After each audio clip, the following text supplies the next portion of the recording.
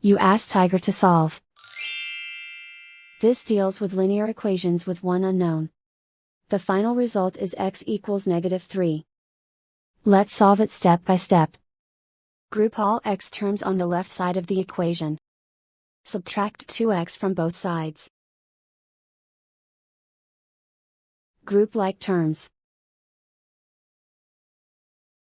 Simplify the arithmetic.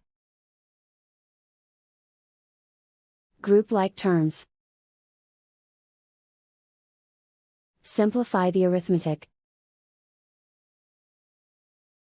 Group all constants on the right side of the equation. Add 4 to both sides. Simplify the arithmetic.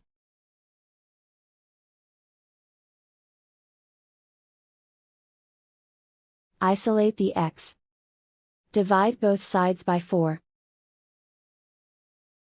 Simplify the fraction.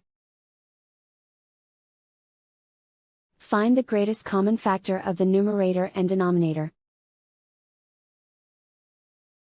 Factor out and cancel the greatest common factor.